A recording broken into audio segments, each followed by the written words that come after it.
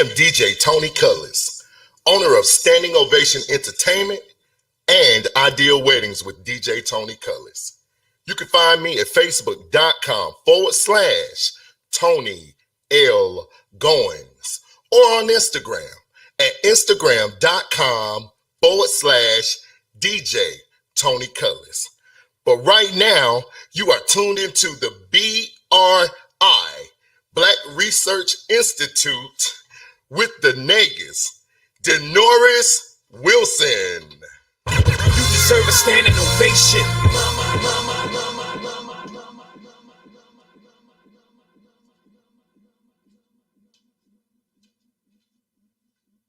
In the Black American reality, the people are presented with representations of real-life kings and queens through the medium of the Black Research Institute, BRI. These are their stories.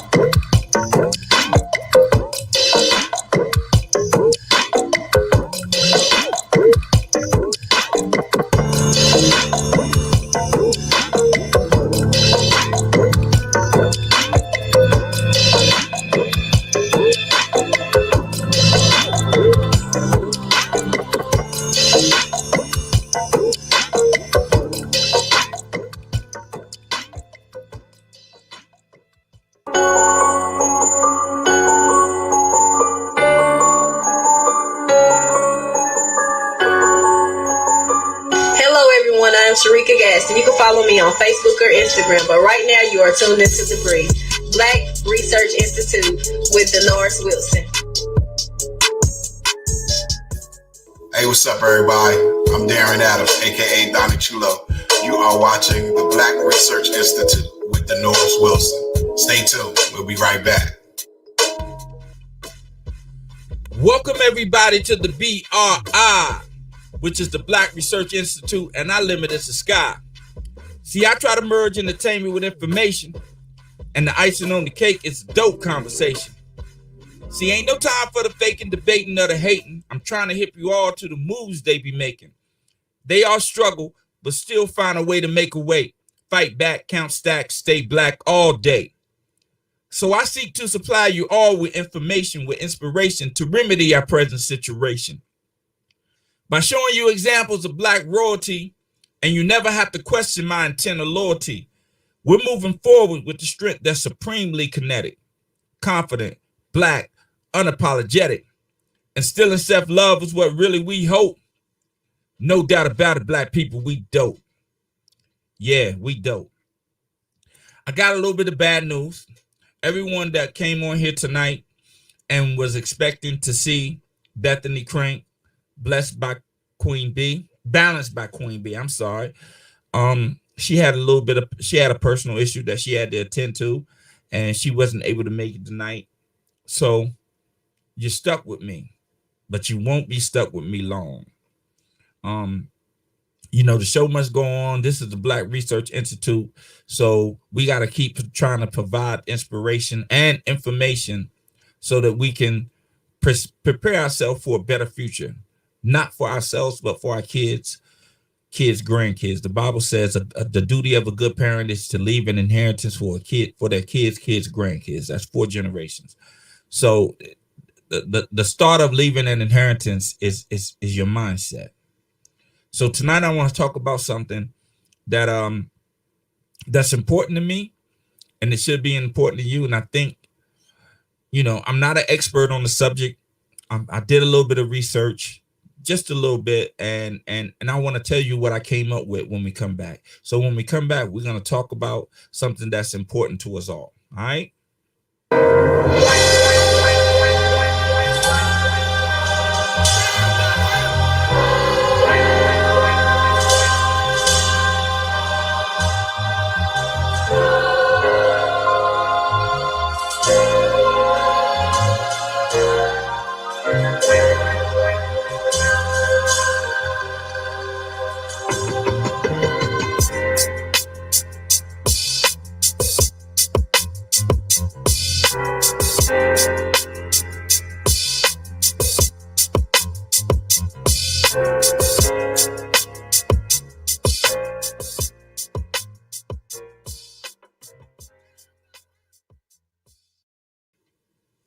Welcome back.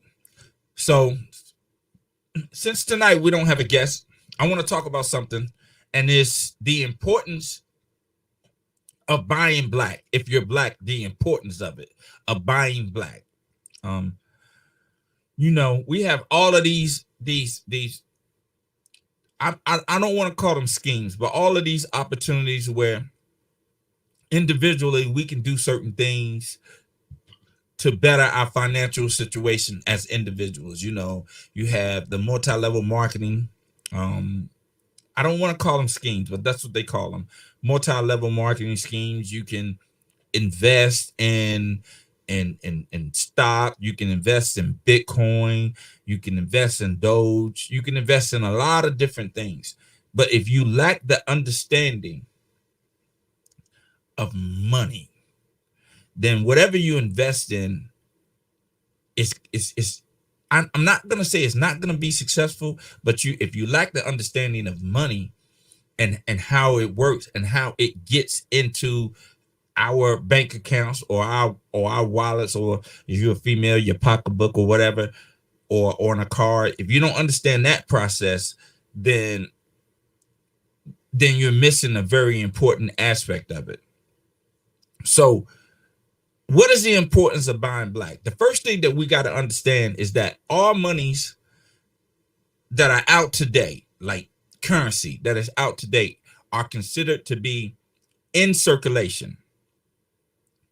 In circulation, meaning they are circulating throughout the general public, and until they return to the Federal Reserve System, where they would be scrutinized and looked at. And if they are found fit that they can't go back into circulation, then those bills, no matter the denomination, will be destroyed. So the particular denomination I'm going to talk about tonight is the dollar bill. So the dollar bill has an average lifespan of about 6.6 years. So for almost 7 years, that $1 bill is passed around hand to hand, business, banks, institutions, corporations, individual people. Is passed around for 6.6 years until it returns to the Federal Reserve System, right? So for 6.6 years, a lot of people got to touch this dollar. And if they got to touch it, at some point, this dollar was beneficial for them. Remember that point. Just remember that. Like for 6 years, this dollar was in circulation. And unless someone held the dollar in a piggy bank or in their wallet for 6.6 years, that dollar touched a lot of hands. I don't know how many hands the average dollar touches, but I know it's in circulation for about 6.6 years. So take into consideration that you are a minority, or you are ethnic group, you're Black Americans, and you produce or manufacture almost nothing on a mass scale. Like you don't produce anything on a mass scale. You don't own a lot of corporate businesses, and you don't manufacture things that people need on a daily basis. So basically your ethnic group is condensed to just a group of workers and consumers. Workers and consumers, your group. And because you're workers and consumers, the money that you make from working, it goes to people who don't look like you. Now, I don't say that to be racist. I just say that that's just the way it is. You have 243 million, well, almost 243 million white Americans in America, and you have 43 million Black Americans, and roughly whatever else is left is, other minorities or whatever. But with 200 plus million people, you got to imagine that, yeah, they're dominant in all the corporate fields, all the manufacturing fields, all the production fields. They're dominant everywhere because it's just so many of them. So it's not racist that your money goes to them. That's just the way it is. So we can take that and say, okay, that's just the way it is. We can't change it. And you can't change that. It's just, you really can't change it. But you can actually do something about that. And then this is that when we work and we use our money to buy anything, for the most part, whatever we use our money for, that money is going to a white American. It's not racist. It's not anything. That's just the way it is. It's going to a white American. And when that white American uses that money that he gets from us, that money is going to another white American.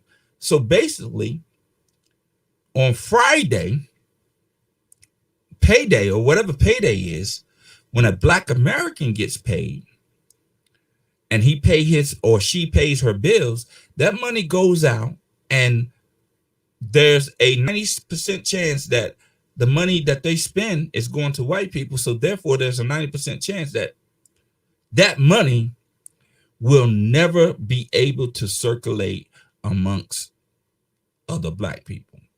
Like, it's because it's going to go to other white people.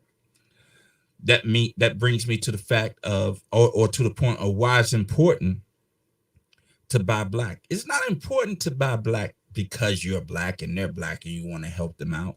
It's not important to buy black because they're entrepreneurs and you want to help them out. It's important to buy black is because, for the most part, if you buy black and that black person that you spend money with also buys black and that person buys black, then that $1 bill stays circulating amongst us for a longer period of time.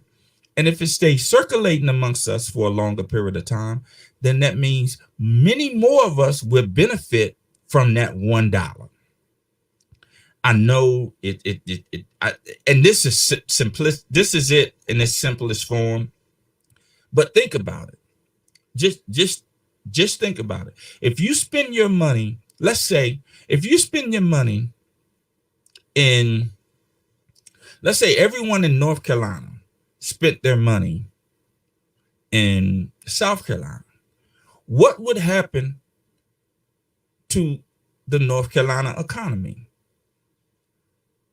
If all the money that you're spending is spent in South Carolina, what would happen to the North Carolina economy?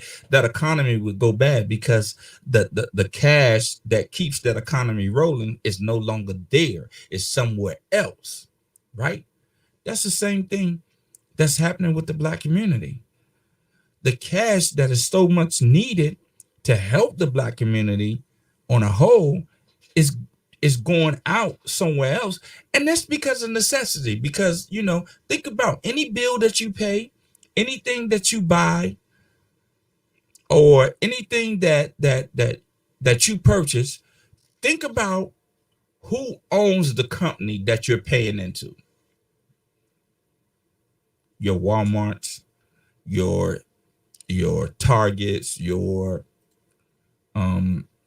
even your Jordans, your Nikes, your cars, your mortgages, your rent, your doctor bills, your cable bills, your gas bills. Just think about all of those things that you spend your money for and where that money is going, and it's never going to come back, right? So just look at you as being North Carolina and you're spending your money in South Carolina. You're hurting your own economy. You're hurting your own economy. You're not putting yourself in a position to benefit off of that $1 as a whole. Now, individually, yeah, we can benefit off the $1 individually, but the key to wealth is not how much you got, it's how long you got it and what you do when you spend it, right? Maybe last year they had these flowers. I forgot what they was doing, and everyone was getting in on these flowers. You can get $50 flower, $300 flower, and once you get to the center, you get a big payout, right? But the key to that was when you come in, if you're gonna move up in the flower, you had to bring in 2 people, right? And then if you want to continue to move up, those 2 people that you bring in got to bring in 2 people, right? That's the same way with the dollar. Now, I didn't participate in those flowers. I didn't participate in them, but I was happy to see them because I thought that we would get a better understanding of how the circulation of money is just as important as it is having money. Where your money is going is just as important as having it. So we need to, like, if it shouldn't be nothing for, it's 43 million of us. I'm just gonna take a guess and gander that 20 million of us are of working age. It shouldn't be nothing for 20 million Black American people to say, you know what, every month I'm gonna spend $50 buying black. I'm gonna spend $50 and I'm gonna buy something from someone black. And if everyone did that, that $50 translates into $1 billion. And it's just $50. It translates to $1 billion being sort of taken out of the regular circulation, and now it's circulating amongst us. It's benefiting us. Right? But if we don't do that, and if we don't make a conscious effort to buy black, then, like, as a whole, we're not going to advance. Some of us individually will advance, but as a whole, we're not going to advance, right? So the importance of buying black is to keep the money circulating in our community for a longer period of time. That's it in a nutshell. To keep the money circulating, because at any given moment, at any given time, there's a finite amount of money in circulation. Even though we print money, and we can print money as much as we want to, we don't do that. We don't print money just haphazardly. So at any given time, there's a finite amount of money in circulation at any given time. So if there's a finite amount of money in circulation at any given time, in order for you to benefit from that, your community or your section has to conjure or trap some of that money to circulate amongst yourselves. Because if you don't, then all you're going to do is work and spend money. And that if you gain wealth, you gain wealth individually. See, white Americans don't have to really know about how money works, because when they spend money, they spending money with white Americans, and that money comes back to them in the form of white Americans, right? Like that's just how it is. And when they donate to causes and stuff, it's usually they don't donating to something that's going to benefit white America. It's not racist. It's just what it is. So we have to find a way to be able to trap some money amongst us so that we all can benefit from the money. And I say every month we all just say, you know what? I'm gonna dedicate $50 to buying something, to buying black. See, we got the entrepreneur thing down pat. It's a lot of black entrepreneurs, a lot of them, a lot of black small business. It's a lot of them. We got that down pat. But we got to understand, because we don't manufacture nothing, because we don't produce nothing, we're not able to hire us in mass scales. Like, I don't know of any black-owned company that employs 250 people. And there are a lot of white corporations that employ. Think about somebody that you know black that owns a business, that owns something, and they employ 250 people. Just think about it. If you can figure out one, leave a comment and let me know that the one business that employs over 250 people. I can name at least 10 corporations that would blow that out the water and owned by white Americans. So if you can employ people, you're not making anything on a mass scale. You're not making anything that people need in general. You are a race of consumers. And if the people that you're consuming for just decide to go out of business, what are you going to do? So that is, to me, the importance of buying black. It's not supporting a black business, because in supporting a black business, I believe that in supporting black businesses, you actually are supporting yourself. You're supporting other black people, because hopefully that black business that you support, or businesses that you support, will also buy black, right? And that's the key. The key is to keep the money circulating amongst us for a longer period of time. A longer period of time. Because if we can keep it circulating amongst us for a longer period of time, then a lot more people can benefit off of that money.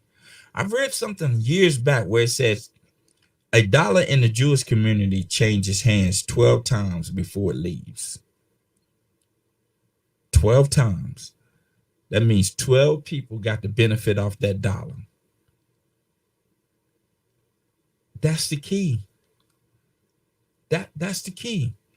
Keeping money circulating amongst ourselves. Because if we keep money circulating amongst ourselves, then we'll garner enough money to be able to invest in big manufacturing things, or produce on a mass scale. Like, we don't produce. Name something that we produce as a black-owned business on a mass scale. On a mass scale, like even with your Jordans, your LeBrons, your Kanye's, even you buying all those things, but no one that looks like you is making those things. So therefore, they're not getting paid to make those things. But you're buying them. You're buying the Jordans. But I guarantee you, over there in China, there are no black people manufacturing those shoes.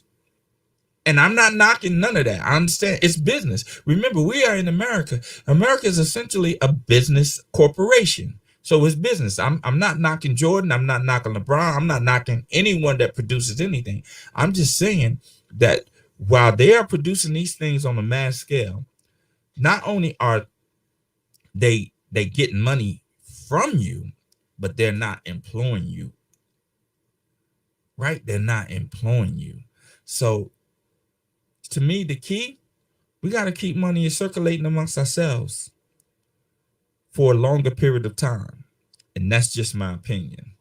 And I told you it wasn't going to be long, and I'm not going to be long, because I never want the BRI to be just solely my opinion. But if you have any questions, I will stay on for another 5 minutes, just in case there are any questions. Or I can tell you this, just look forward to some big things happening in 2022 in January, just from the BRI.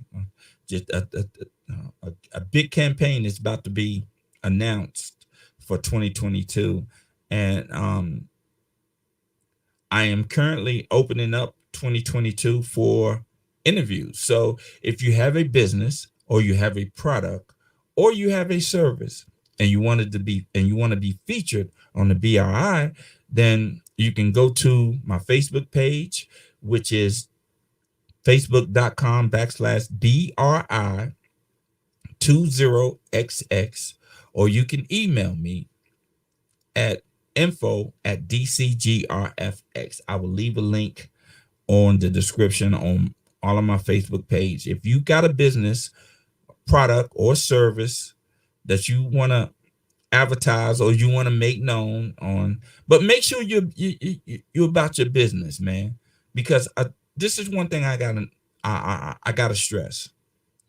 If you're asking people to utilize your service, if you're asking people to buy your product, just make sure you putting forth a product worthy of them purchasing, and make sure that your customer service is on point, right? And be about business. Just be about business, because I'm telling you, if you are still out here and you call yourself an entrepreneur and you have a hustle mentality, you won't last long out here. You won't last long out here. So if you have a business, product, or service that you want to be featured on, culture interview with the BRI, then, you know, I will have a link in you know, on my pages. But let's keep money circulating amongst us, man. Buy black. Not because they black. Not because they black. Buy black because ultimately it'll help you. Oh, I didn't mean to do that. Buy black because wow. Okay. My daughter said, I see you doing your thing, Pops. No, but you know, just think about it, y'all. If we just keep buying,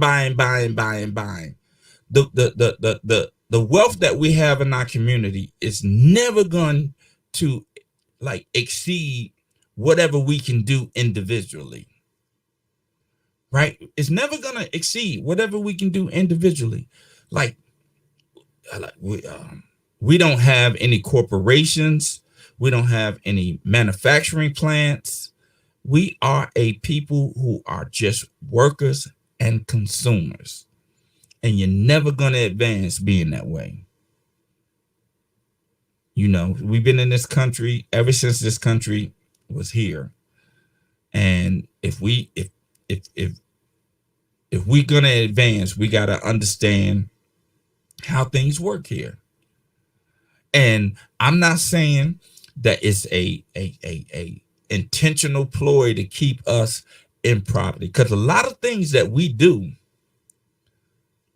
keep us in poverty. For example, like you're living in the hood, but you're driving a $60,000, $70,000 car.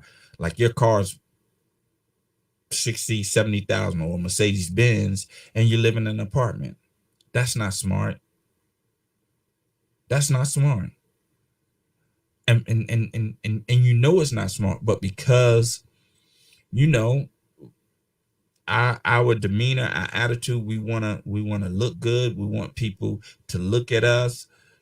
That costs a lot, right? Not just to you, but to your kids, right? You know, you got people who are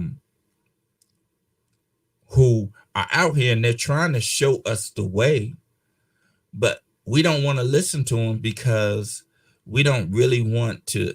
It ain't work. We don't want to have the discipline to do these things. And Amir, you're right. We need a ways and means to employ people. That's the key, man. That is the key. Because if you can employ people, put it this way, I guarantee you, out of all of like Walmart, I guarantee you, everybody that works at Walmart shops at Walmart. So let's look at this. If Walmart has, and I want to say it's the largest employer in America. I want to say, but don't quote me on that. But if Walmart, let's do a crazy number. If Walmart has, okay, Susan Stokes, if Walmart has 1 million employees and every one of those 1 million employees shops at Walmart, do Walmart need to go outside of those 1 million employees to be profitable? No, they don't. So we got to employ people.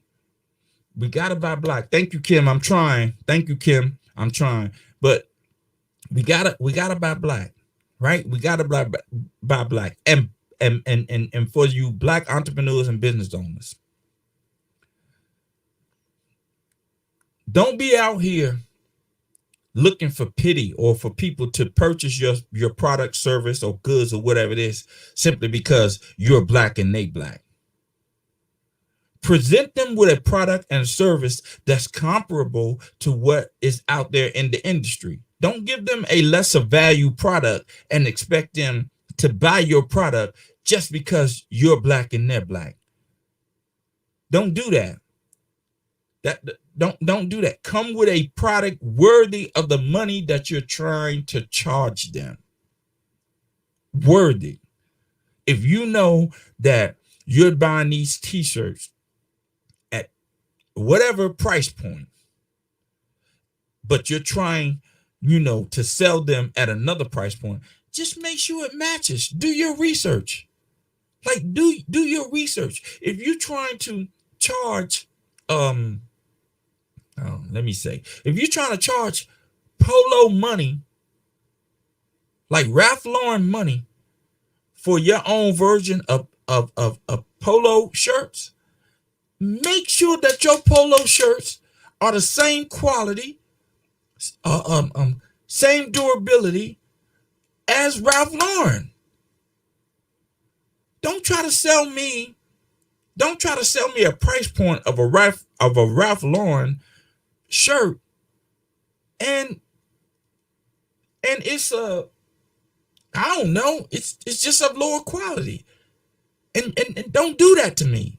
Don't do that to no one. That's not right. Like, if you are trying to get people to buy your product and services, and you're trying to make, and know this, I know because you're small, you're not able to buy big inventory. And if you're not able to buy big inventory, then that means your startup or your upfront cost is going to be a little bit more. I understand that, but you have to understand that as a Black business. You have to understand that as a Black business. So therefore, you have to take less product or less profit in the beginning to build your brand and to build confidence in your brand, so that people will feel comfortable paying whatever price point you put out there for your product, because they know they're getting a good product. A good product. So if you don't come and start trying to, or not start, but don't come out with a business and you got like a price point that's just astronomical, but your product isn't. So Black businesses, you have some responsibility too. Black entrepreneurs, you have some responsibility too. You got to put out quality product, quality service. You got to do all of that. And you can't be haphazard because you're because think about this, y'all. For the most part, if you're a small business and Black business, most of your customers are Black, and we all know this. Most of your customers are Black. Don't shortchange them. If you want to build brand loyalty, don't shortchange them. Be stand up.